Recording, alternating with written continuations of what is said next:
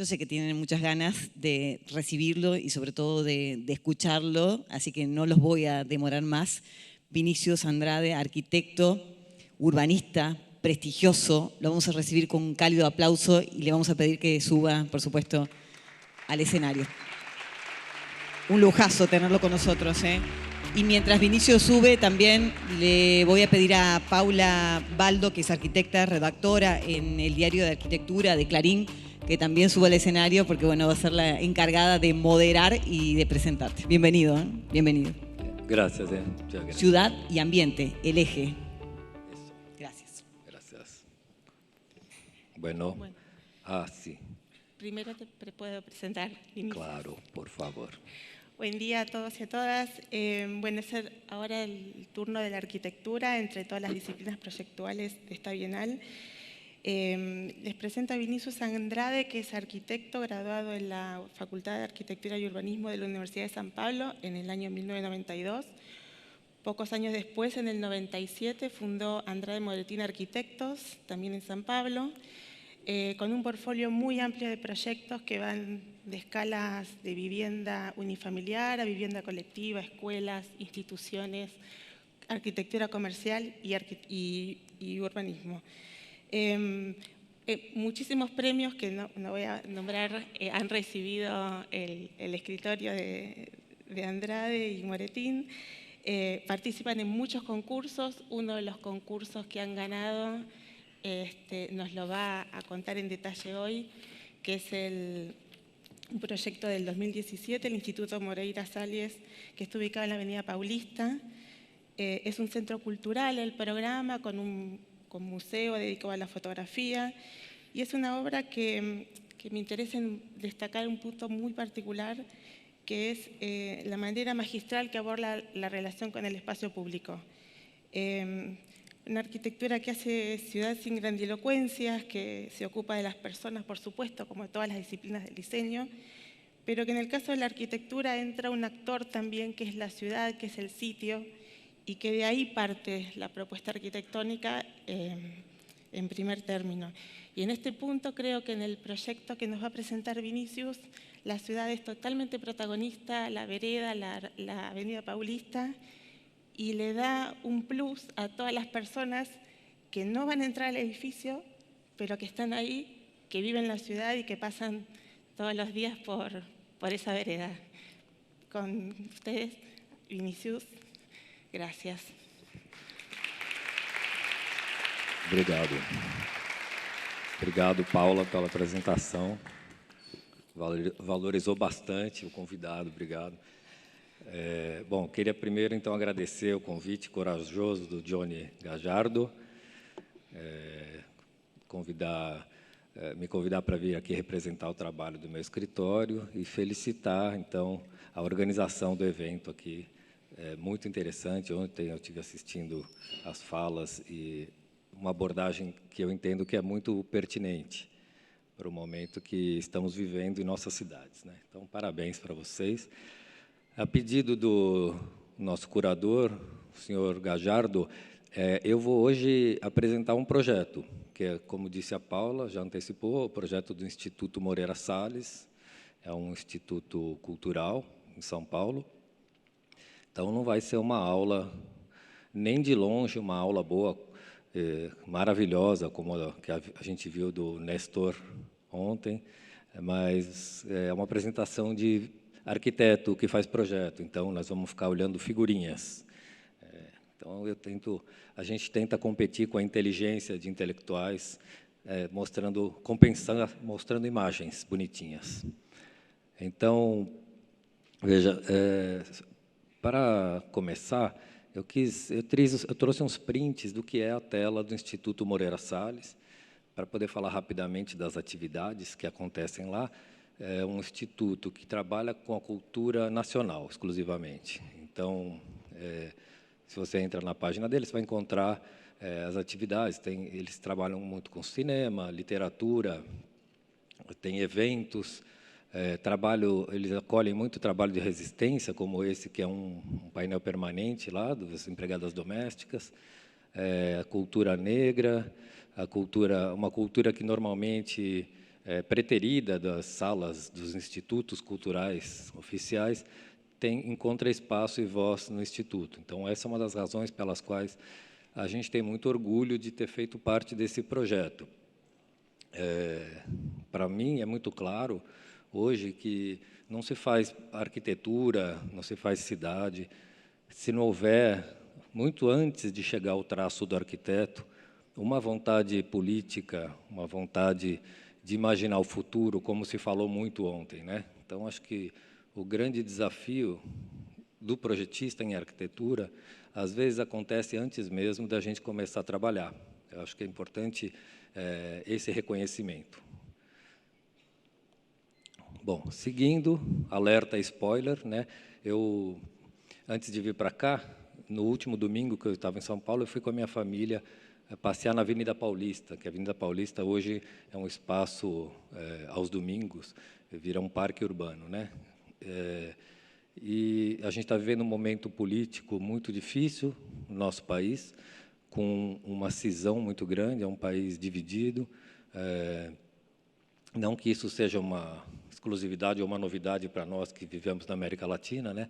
Mas, nesse momento, a gente está vivendo uma divisão crítica, porque existe um projeto de poder antidemocrático, que, no caso de extrema-direita, que, de fato, tem feito um desmanche da democracia, das estruturas e instituições no nosso país. Então, existe uma comoção nacional em volta de uma agregação antifascista, como se diz ali. E, justamente, nesse domingo, antes de vir para cá, eu fotografei, esse era o começo de uma mobilização popular em defesa da democracia. E um detalhe interessante que na entrada do Instituto Moreira Salles, né, o IMS, existem aqueles painéis eletrônicos, e de forma elegante, muito discreta, a direção do Instituto tingiu de vermelha essas telas eletrônicas com o título do museu, de alguma forma mostrando um apoio, né, a essa cor que hoje está relacionada com o movimento em defesa pela democracia no Brasil, em contrapartida ao grupo verde e amarelo, das cores da nossa bandeira, que defendem um projeto de Brasil mais autoritário. Como disse ontem a Laura Novick, é isso? Desculpa se eu estiver falando o nome errado. O ato de desenhar é sempre um ato político. Eu concordo integralmente com a fala dela e acho que envolve a todos que estão envolvidos no desenho no espaço. Bom, então vamos em frente. Isso aqui é para dizer que o trabalho que eu vou mostrar aqui hoje, não só o trabalho, mas as reflexões, até as piadinhas que eu eventualmente vou trazer aqui hoje para divertir vocês, não são necessariamente ideias minhas ou produção própria. A gente trabalha, sobretudo arquitetura, é um trabalho coletivo e multidisciplinar. Quer dizer, não dá para conceber um projeto de arquitetura, um projeto de transformação urbana, sem... Essa musiquinha é boa, eu também tenho. Sem entender que isso é um processo coletivo, né, participativo. Então, eu começo, assim, muito modestamente, pelo time do nosso escritório, que são 10 pessoas. Aí no meio está o Andrade e o Moretin, mas também a gente já tem mais 2 sócios, que é a Renata e o Maia Rosa. Então, fica uma dica para quem estiver pensando em abrir um escritório de arquitetura: não ponha o sobrenome de vocês no título, tá, do escritório. Depois fica complicado. E a gente não sabe o que fazer ainda com isso. Mas, mais do que o nosso próprio time, a gente, como tem um escritório que já tem 25 anos de existência, de prática, e a gente nunca quis crescer como uma empresa, a gente trabalha com muitos outros escritórios de arquitetura, em geral mais jovens, formando uma espécie de rede de colaboração. Então, todo projeto nosso, absolutamente todo projeto que a gente desenvolve no nosso escritório, tem como parceiro um outro escritório de arquitetura mais jovem, que, para nós, interessa muito a renovação de ideias e de metodologias que eles podem trazer, e também ajudar a carregar o piano, como a gente diz lá no Brasil. E para eles acaba também que é uma oportunidade de, às vezes, pegar um encargo maior mais cedo do que eles chegariam numa trajetória comum. Então, essa rede já está estabelecida há mais de 15 anos. A gente está localizado num bairro conhecido lá em São Paulo como Arquitetolândia. Então, a gente atravessa a rua e faz reuniões múltiplas, e essa rede de colaboração vai aumentando. Bom, eu estou falando rápido, na velocidade 1.25, que a Paula me obrigou. Ela falou que, quando chegasse ali, faltando 5 minutos, ela ia passar para 1.5. Então, estou me esforçando aqui. Estou com medo. Então, antes de chegar no Instituto Moreira Salles, eu acho importante falar um pouco de uma pesquisa, que é a pesquisa que direcionou, desde o princípio, a forma como a gente pensa a construção, né? Porque a arquitetura, além de projetar ideais, como se falou muito ontem, pensar no futuro, também tem que terminar com uma construção, né? Então, o nosso caminho sempre passou por entender uma arquitetura que fosse adequada para a nossa realidade, nosso clima e nossa cultura. E a gente se identificou com uma arquitetura de conhecimento popular secular, que é a arquitetura tropical. A gente identifica aqui, é sempre na figurinha, tá, gente? Vocês não vão ficar olhando para mim, não. Uma banda intertrópicos, cuja território é quase todo úmido, que tem um índice de pluviométrico muito alto, e aí você vai encontrar uma arquitetura popular, vernacular, e isso que eu vou mostrar não são fotos ancestrais, são fotos contemporâneas. Você vai encontrar um conhecimento popular de uma arquitetura que sabe muito bem como se adequar a essa realidade. Então, diferentemente do clima seco, você não vai encontrar nenhuma construção de barro que tenha massa térmica, não vai. São materiais orgânicos, sempre soltos do chão, muito ventilados, construções leves, com componentes prontos, né? Podem ser pré-fabricados ou podem ser peças de madeira, né? Esse é Brasil. Estou dando a volta ao mundo aqui, gente, mas como eu estou na velocidade 1.25, não dá para falar cada país, tá? Mas é isso, Vietnã, vou falar alguns, a Malásia. Eu gosto muito dessa imagem porque está aí, ó, você pode fazer essa arquitetura respeitando os mesmos princípios de desempenho bioclimático, usando telhas metálicas da indústria, da construção civil. É possível, porque ela não tem inércia térmica, ela reflete, ela não retém o calor, né? Você pode ventilar. Na Indonésia, então, na Indonésia, por exemplo, aparece um outro repertório muito comum dessa tipologia, tem uma consistência acachapante pelo mundo todo, né? Estou dando a volta no mundo, você encontra a mesma tipologia de construção, mas na Indonésia, por exemplo, na Tailândia também, se encontra esse efeito chaminé. Além de tudo, de ser elevada como uma palafita, ser de madeira, leve, ventilada, ela tem esse ponto mais alto que esquenta e sai o ar quente. Aí também Brunei, na Tailândia, como eu comentei, existe esse efeito chaminé também, para a extração do ar quente, né? Mianmar, o Japão, né? Para quem não se ligou ainda, o Japão é um clima quente e úmido também, então tem essa arquitetura clássica, leve de madeira, alteada do solo. No Congo também, sim, no coração da África, o clima, além de quente, é úmido, é uma floresta tropical gigantesca. Brasil, obviamente, com estratégias de sombra, né? A sombra e a ventilação são estratégias-chave para a construção nesse clima, né? E no Brasil não é diferente. Por que eu mostrei todas essas imagenzinhas aí? Porque, na verdade, o Brasil foi colonizado por uma ideia de mundo europeu, a gente sabe. Então, a narrativa eurocêntrica e a referência urbana e de construção é eurocêntrica. Essa cidade é no Rio de Janeiro, chama Paraty, talvez o maior patrimônio da humanidade no território brasileiro, onde tem maciços investimentos públicos para manutenção e turismo, e ela continua assim, ano após ano. Não é uma arquitetura feita para o nosso clima, além de tudo ser quente e úmido lá dentro. Então, sim, a gente tem uma disputa de narrativa também, né?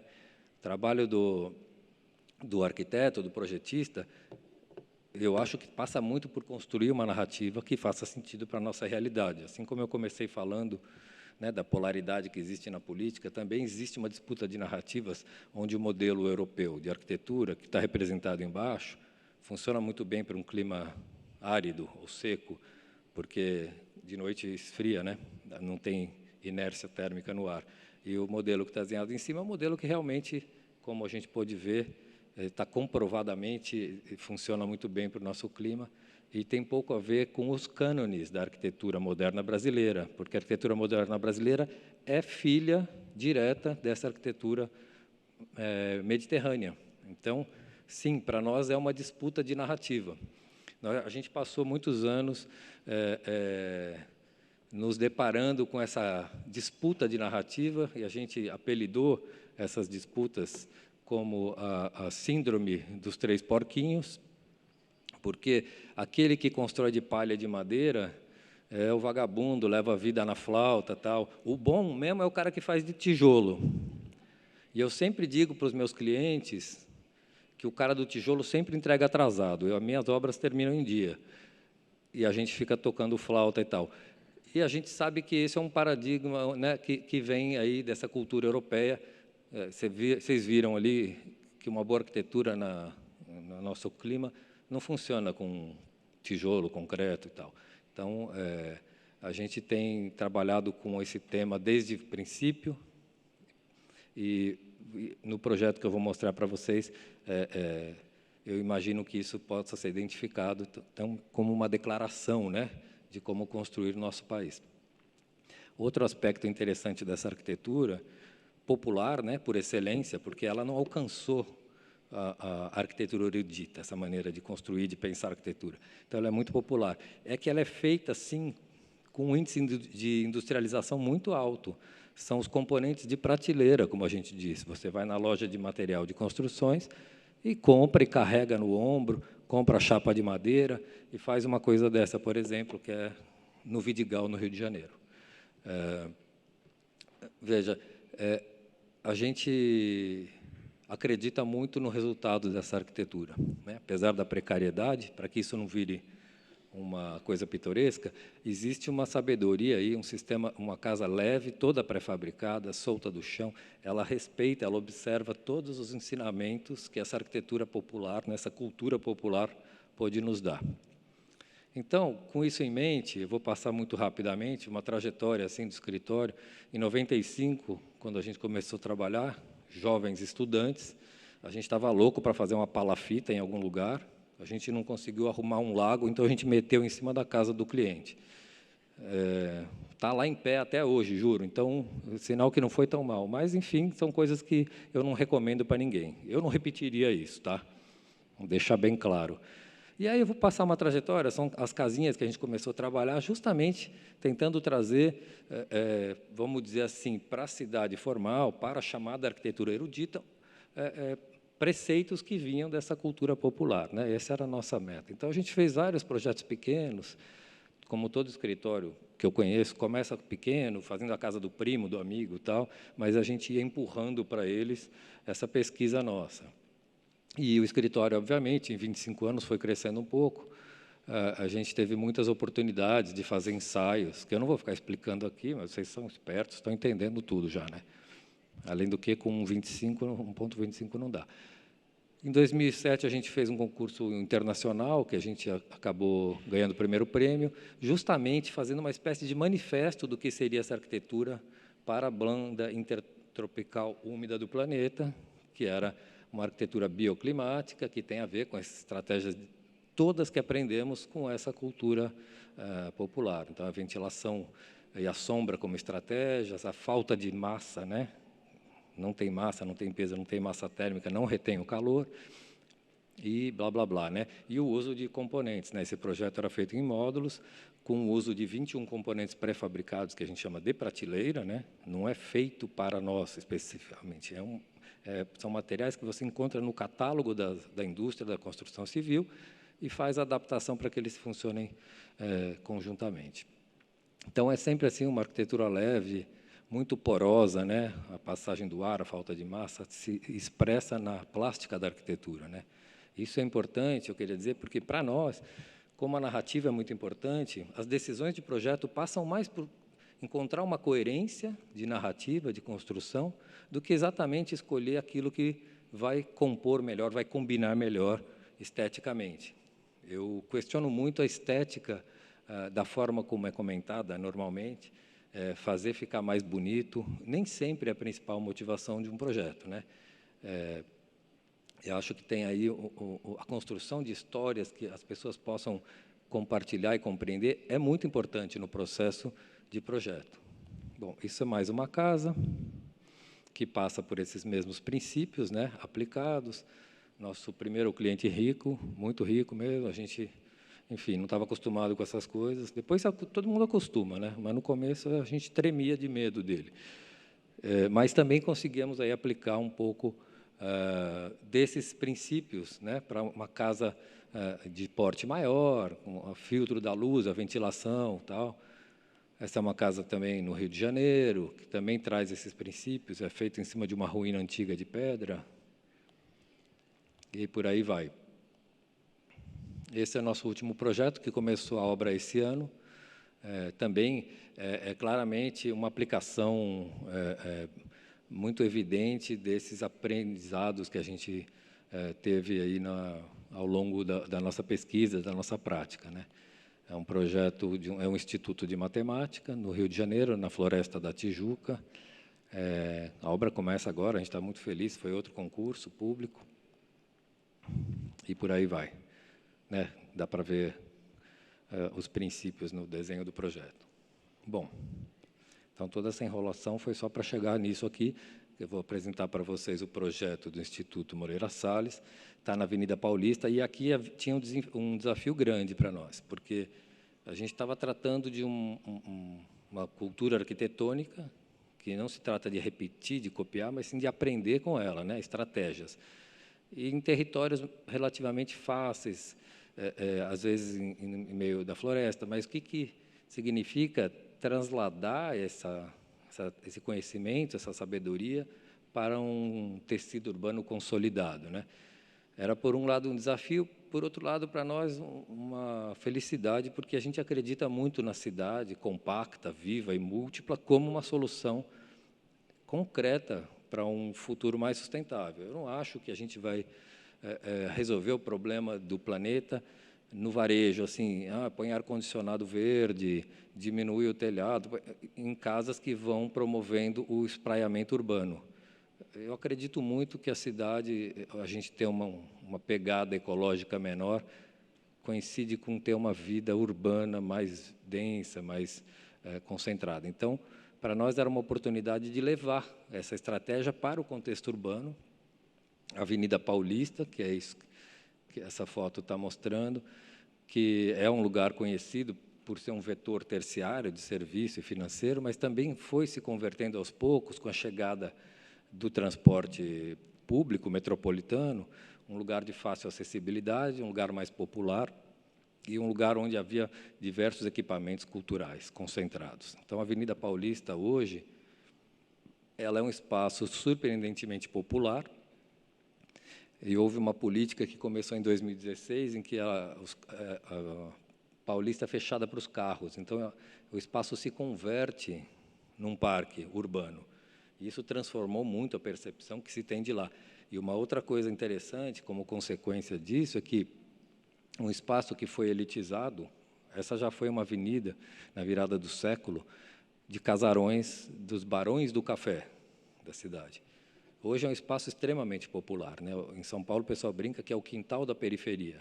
São Paulo é uma cidade cindida, né? A gente tem uma área central que ocupa mais ou menos 15% a 17% desse território, e temos aí 83% a 85% de periferias em situações variadas de vulnerabilidade. E essas pessoas não têm acesso aos bens e serviços da cidade formal. A Paulista é uma exceção.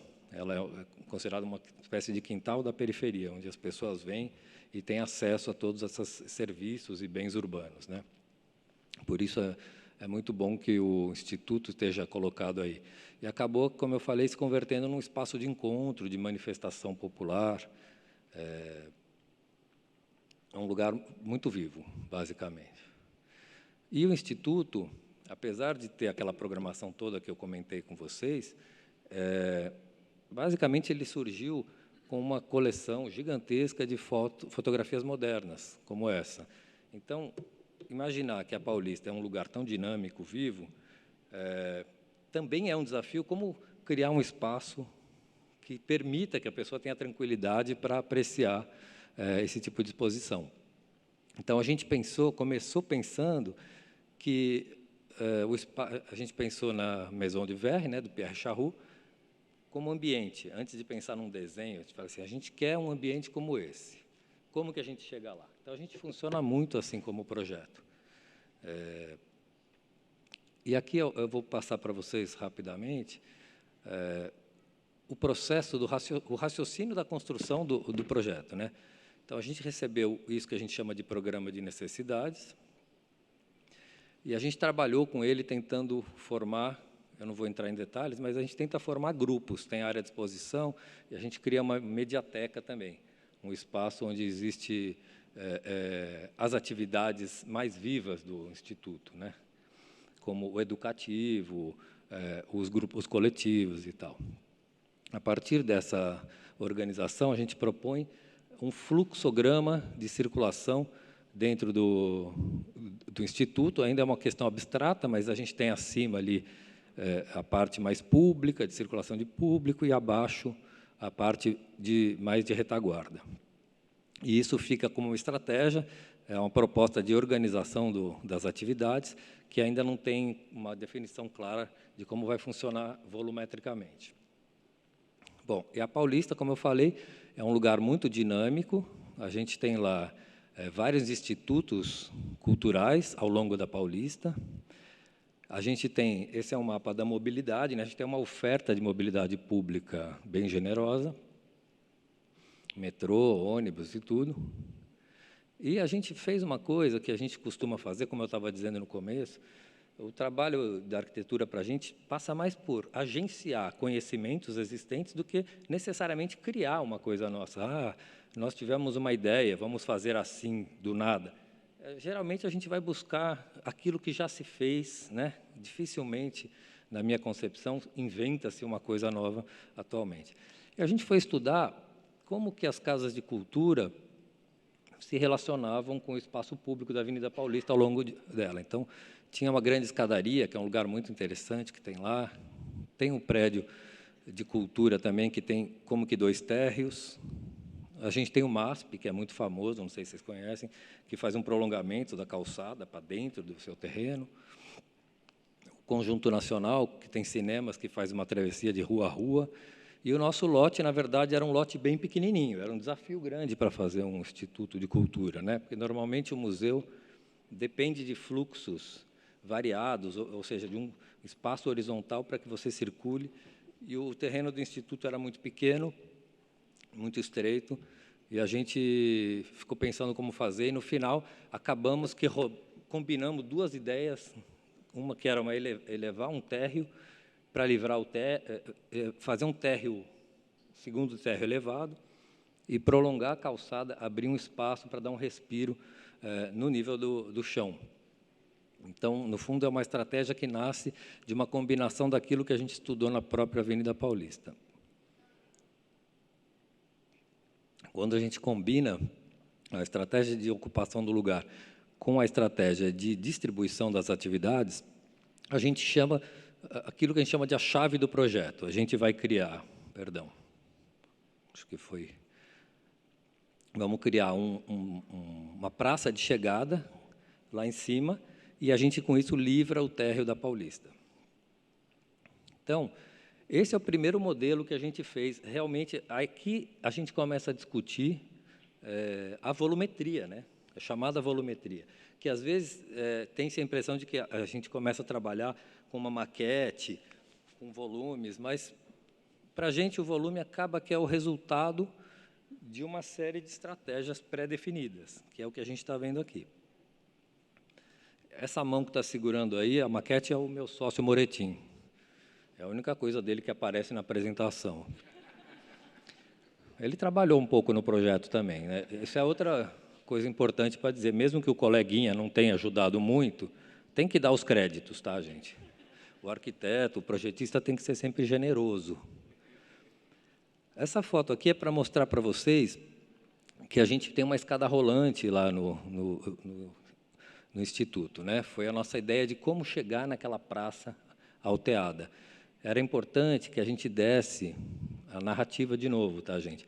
É mais importante para mim que fique claro que as pessoas chegam na Avenida Paulista de metrô, a maioria delas, tá? Então, elas sobem 2 lances de escada rolante e chegam no nível da calçada. Para nós era importante que esse movimento continuasse como sendo quase que uma continuidade do espaço público para dentro do edifício. Então, a gente usou exatamente a mesma escada rolante que tem no metrô da Paulista, a gente colocou no edifício para que as pessoas pudessem subir para aquela praça elevada com uma sensação de que ainda está no espaço urbano, né? Então, essa escolha, a escolha da escada rolante e esse desenho está a serviço dessa narrativa que a gente está querendo construir. Podia ser outra escada rolante, de vidro, qualquer coisa, mas, enfim, esse, para nós, é o princípio.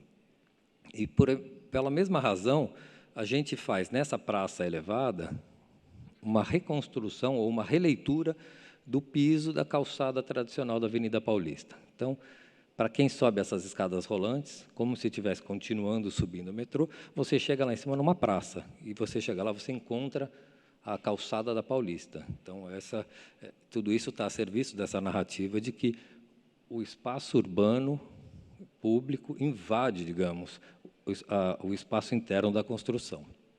E aí o esquema fica assim. Então, a gente tem, né, a gente também tem que dar sorte na vida, né? A gente foi montando esse esquema e essa escada rolante, no final, tinha que subir 17,5 metros. A gente foi descobrir só depois que, da plataforma do metrô até o nível da calçada, também tem 17 metros de desnível.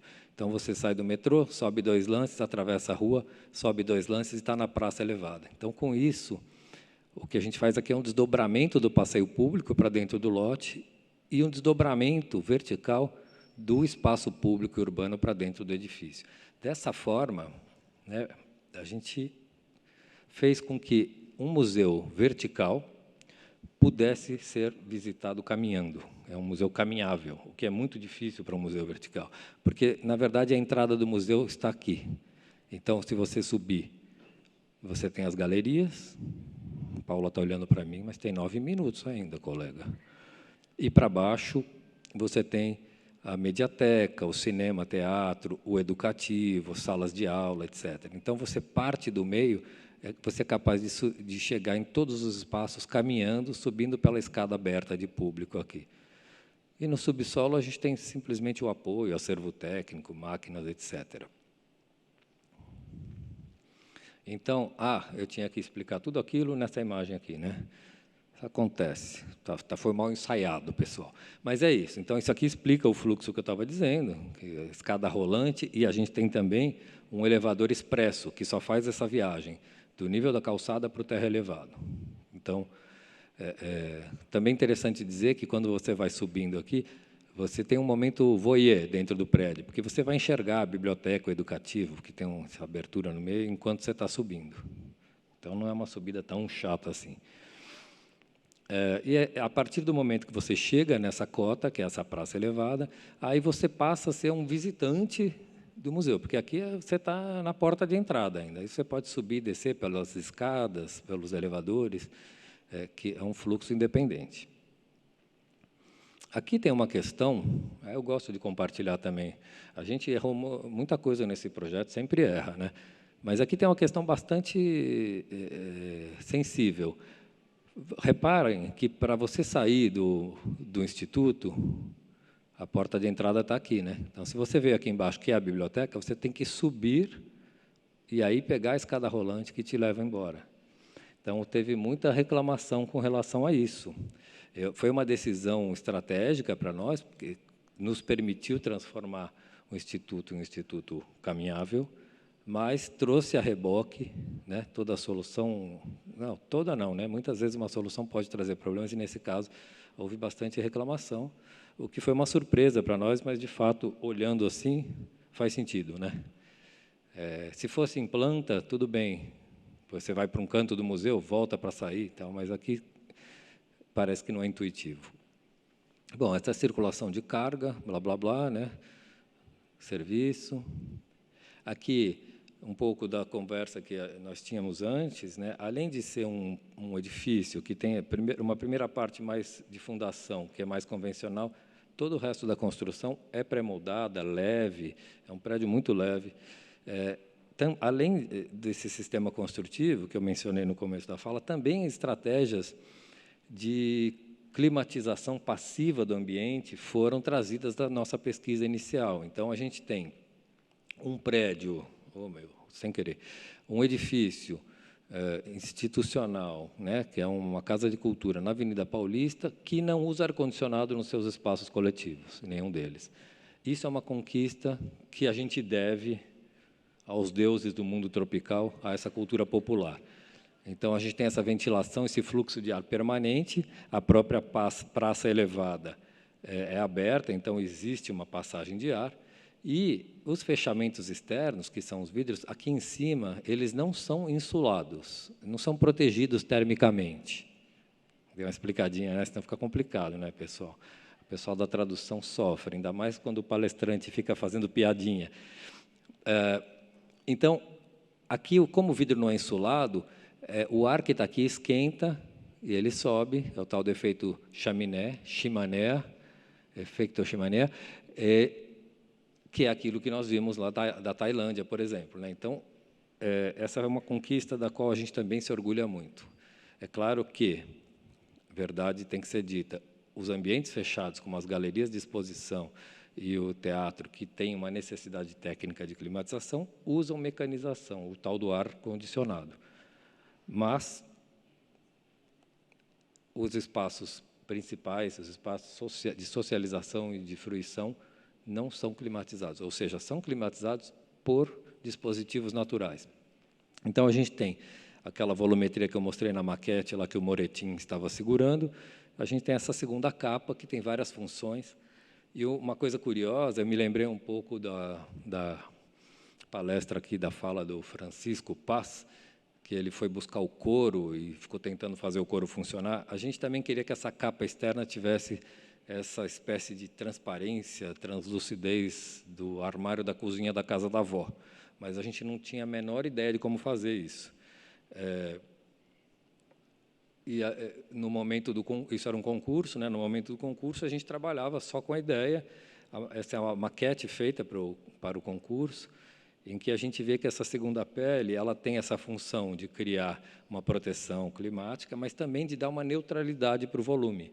Nunca foi desejo nosso, muito menos da instituição, que o prédio fosse todo aparecido, não é o perfil, né, desse tipo de instituição. Então, essa segunda pele vinha dar uma certa serenidade, e o volume entra no skyline da Avenida Paulista, nesse ritmo alternado que a avenida tem, também de uma forma muito tranquila, né?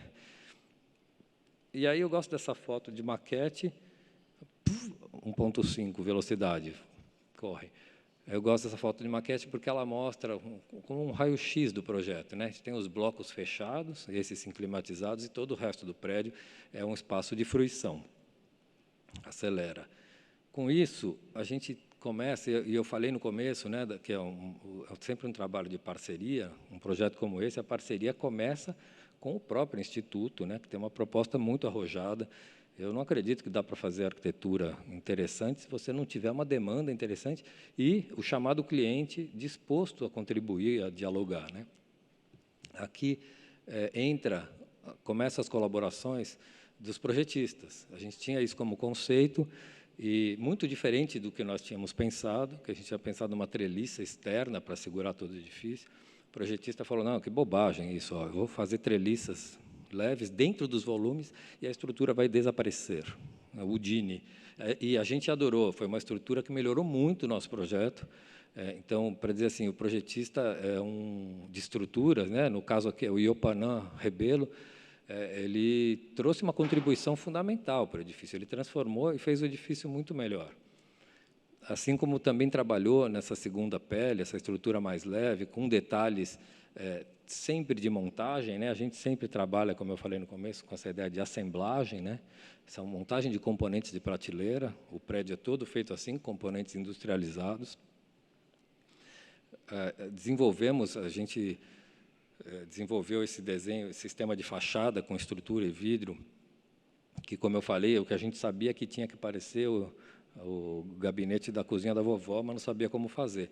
E eu queria falar para vocês, não sei se tem estudante aqui, acho que não, mas a gente continua não sabendo como faz, tá? O negócio é esse. Quem fez isso foi uma empresa especializada em desenho de fachada. Então, eles vieram com a solução para nós.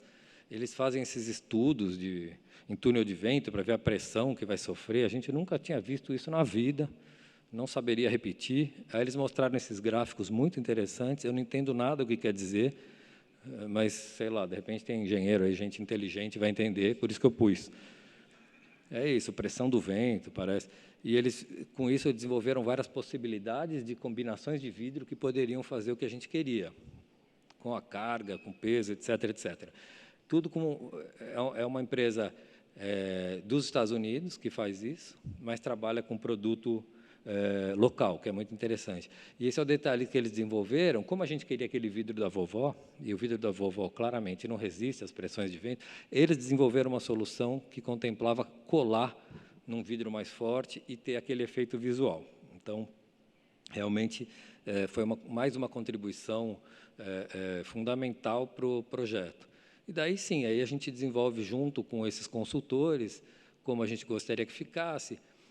Todo esse fechamento, o prédio tem um volume vermelho, vocês vão ver, ele é feito de MDF, que também é o material do armário da vovó, mas isso foi uma coincidência, é um material leve e barato.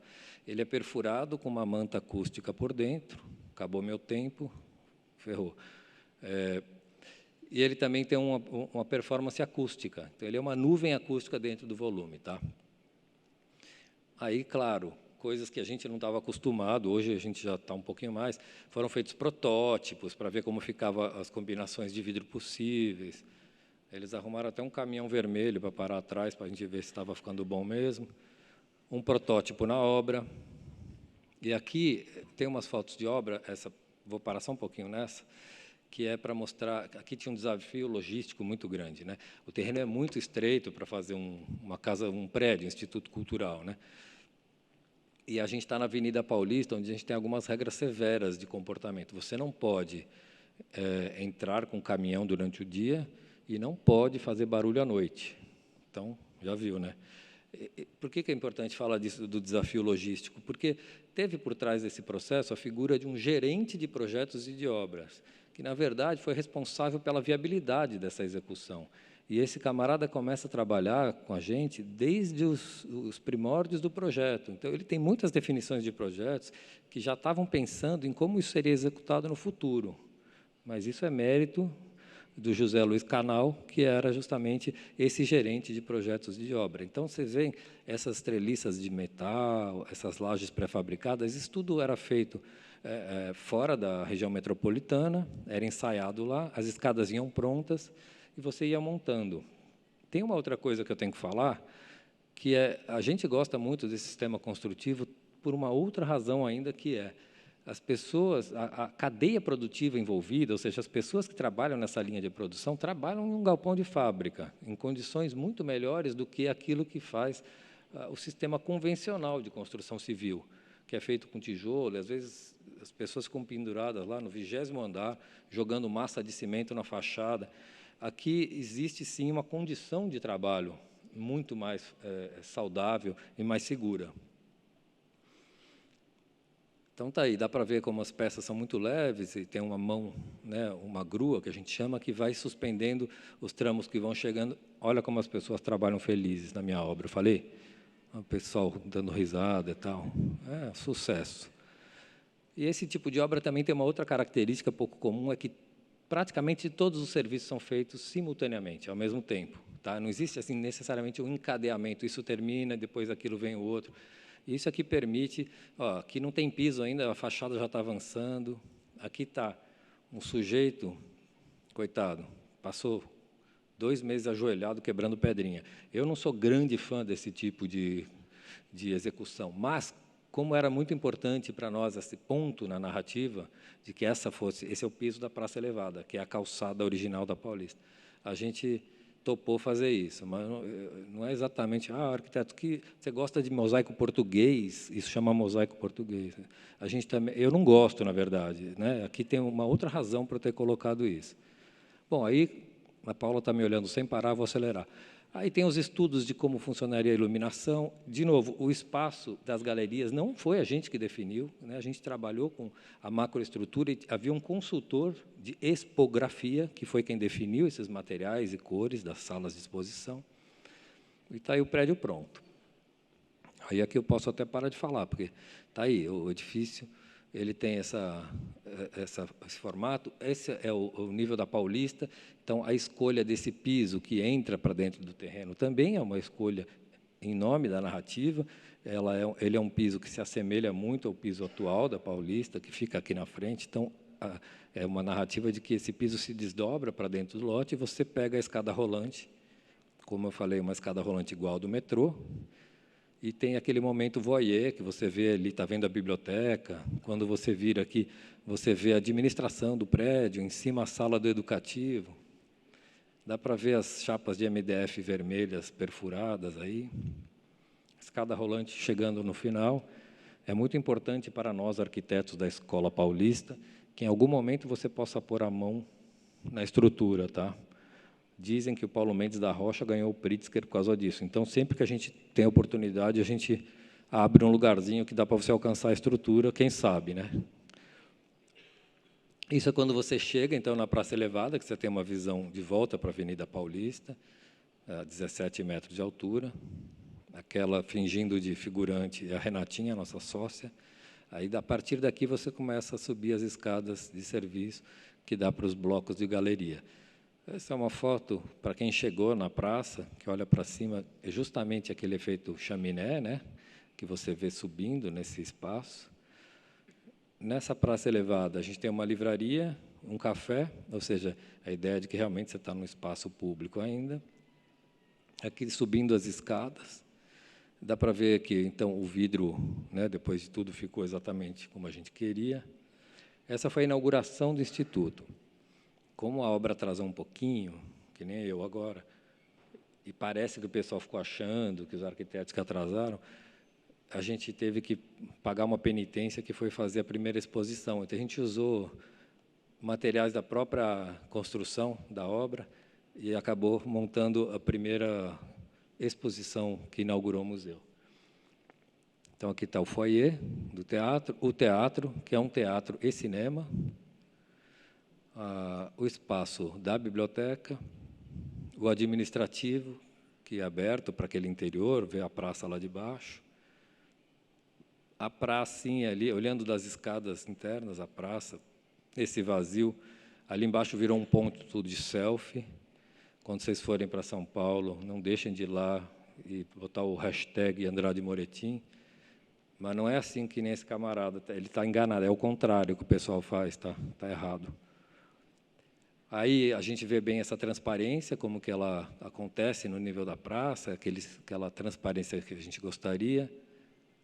Mais uma foto do espaço interno. Agora, sim, do fundo do lote, olhando para a Avenida Paulista. Opa. Acabamos. E umas fotos. O pessoal fica no balcão da praça, olhando ali. Como eu comentei, a Paulista acabou se convertendo nisso, um espaço cívico e simbólico importante na cidade. E o Instituto tem o privilégio de assistir isso, assim, do balcão, né? O pessoal fica ali olhando e tal. E aí, à noite, a última coisa que vou falar, Paula, duas coisas, desculpa. À noite, ele, como eu falei, que ele tem uma volumetria neutra, né, que ele se insere na paisagem, à noite isso começa a mudar, porque os escritórios corporativos começam a fechar, apagar a luz, as pessoas descem, e aí sim o prédio vira como que uma luminária gigante, que até ilumina a calçada na frente. Aí sim ele muda de personalidade e fica um pouco mais aparecido, né? E aqui essa última imagem só para mostrar para vocês, como eu ia dizendo, o tamanho da equipe que trabalhou, né, nesse projeto. Então, eu queria só terminar dizendo isso. Eu acho que, à medida que os projetos se convertem em transformações no espaço urbano e, portanto, são mais complexos, eles dependem de equipes multidisciplinares grandes. A gente tinha até um especialista em pássaros, por causa da questão do vidro e tal, ou seja, a miríade de colaboradores é enorme. E aí cabe ao arquiteto, cada vez mais, a responsabilidade de costurar um pacto entre esses múltiplos colaboradores e depois ser responsável pela condução de uma narrativa coerente com esse pacto até o final. Acho que esse é o desafio importante para o arquiteto contemporâneo, talvez mais do que ter ideias inovadoras e geniais. Eu acho que realmente é um desafio, e é um desafio interessante. Eu não acho que isso seja uma redução daquela imagem do arquiteto como um ser super criativo e inovador. Eu acho que é um desafio até mais instigante. Obrigado, eu acabei, colega.